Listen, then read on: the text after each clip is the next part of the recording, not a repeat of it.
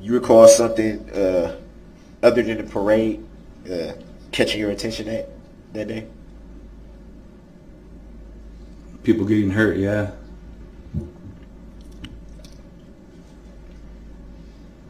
And what did you see that day, if you recall?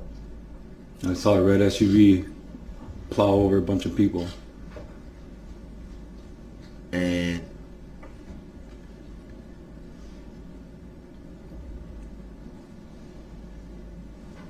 did you see the driver of this SUV you're referring to? Yeah, you're standing right there. All right, guys, so we got to talk about the Darrell Brooks trial. You know, the guy that allegedly, well, not really even allegedly. I mean, he definitely did it. The guy that ran over people, grandmas at the Waukesha Christmas parade last November. You know, the mass killing that happened that the mainstream liberal media ignored because the race of the suspect did not fit the narrative. Yeah, he's currently standing trial for 77 counts connected to that incident, including 6 counts of first-degree intentional homicide. And I gotta tell you guys, I've been reading about this trial, and I've also been watching the highlights of this trial. And man, oh man, oh man, oh man, oh man. This is probably one of the craziest trials I have ever seen in my life. Okay, now first and foremost, this guy is representing himself. He dropped his lawyers for whatever reason. He also dropped his insanity plea for whatever reason. And he is now, again, representing himself. And apparently that is not going so well. Take a look. Were you injured the evening of the incident? Yes. You were injured? Yes, I was. Any reason why that's not reported?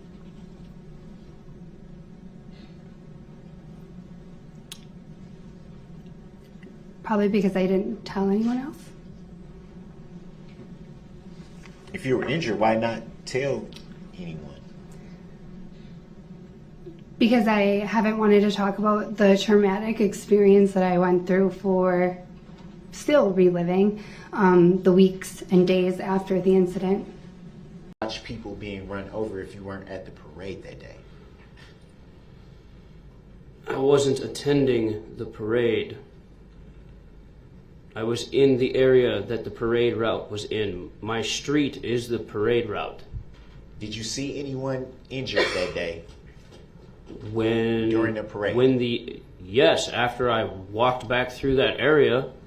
You saw someone get injured? I saw a red SUV take off like a bat out of hell down Main Street and go through a crowd of people. The question was, did you see this take place? With my own freaking eyes, yes. How many times do I have to say yes for you to understand it? Y-E-S spells yes. I'm not finna sit here and let you fix the trial because you don't want to tell the truth to the jury. Mr. Brooks, please stop. No, there ain't no please. You are nothing. being disruptive. You are please, being disrespectful. You always The going to witness find may some step reason to down. say somebody's being disruptive because they want the truth to be out there. Man, quit it. You're supposed to be the Mr. judge. Brooks, I'm advising you that continued interruptions will result in you forfeiting your right to be present in this courtroom. Under what law and fact can you do that? Illinois versus Allen. Okay, sir. but the fourth option that you made up, that's not even in the law? Mr. Because Brooks, you can't do that. I need to make a By law, ruling. you can't do that. I need to make and you a know finding. you can't. All right, I'm going to excuse everyone. Mr. Brooks is being removed from the courtroom. He will continue in the neighboring courtroom.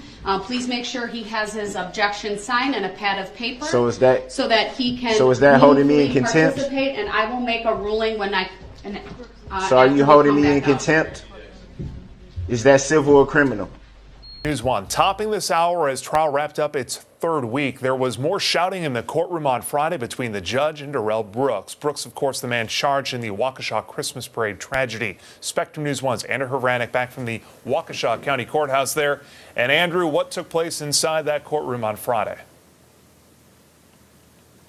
Jason, Darrell Brooks started Friday by calling his defense witnesses to the stand, but Friday was by far the most disruptive and the angriest that Darrell Brooks has been during this testimony phase of his trial.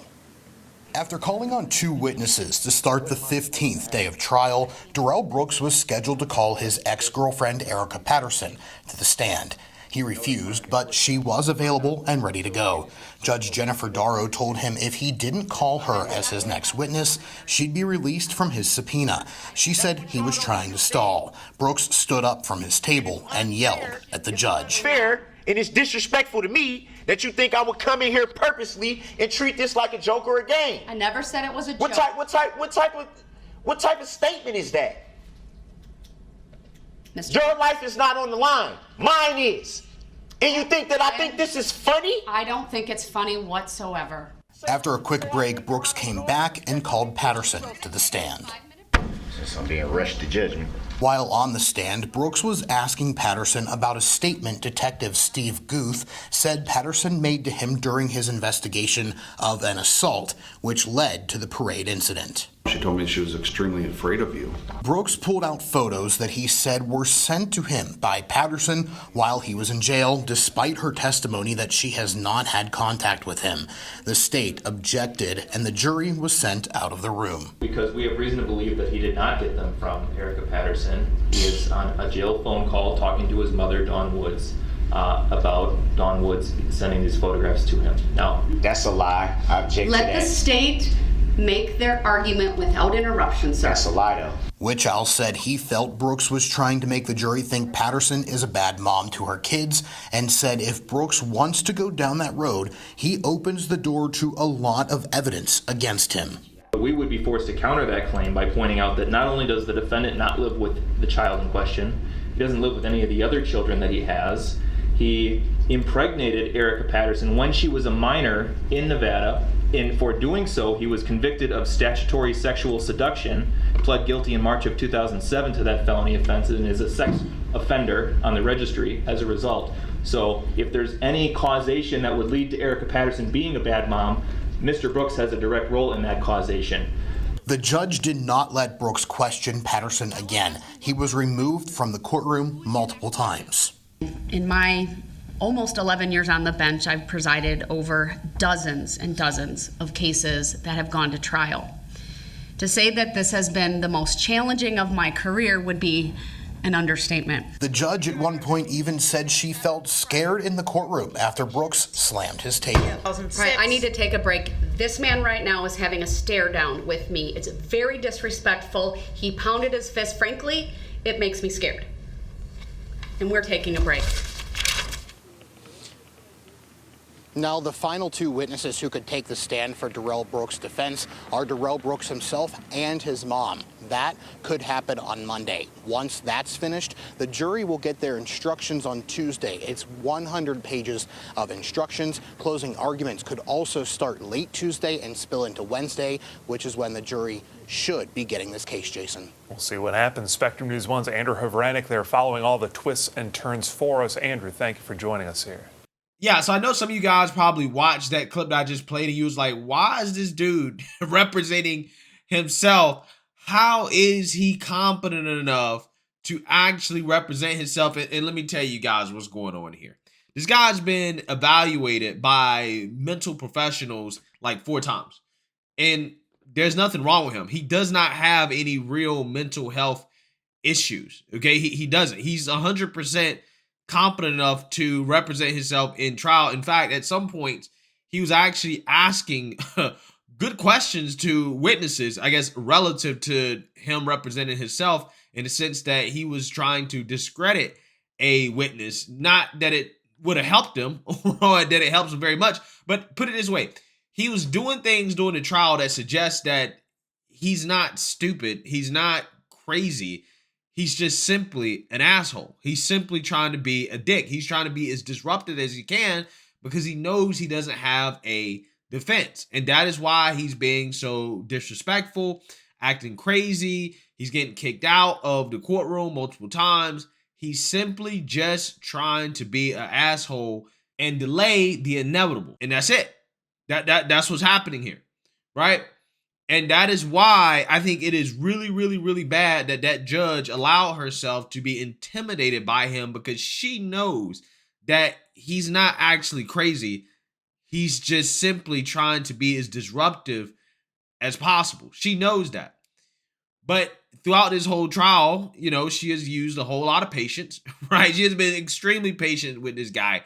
And I think that at some point she let her emotions kind of take over, especially when he kind of knocked on the table and then stared her down like that. And then she openly said that, I'm scared, right? I'm scared of this person. And it's like, you can't be scared of a person like that. As a judge, you cannot allow yourself to be intimidated by somebody that you know is just trying to get in your head, right? You can't allow that. Again, this is a bad look for women, okay? Which is really what I want to say. It is. It's a bad look for women. I don't think in a situation like that, a man judge would allow himself to be intimidated by a guy who clearly is just trying to play mental games with the judge. You know that ultimately at the end of the day, this guy, his fate is his fate. He's going to be locked up for life probably, okay? He probably won't see the light of day again.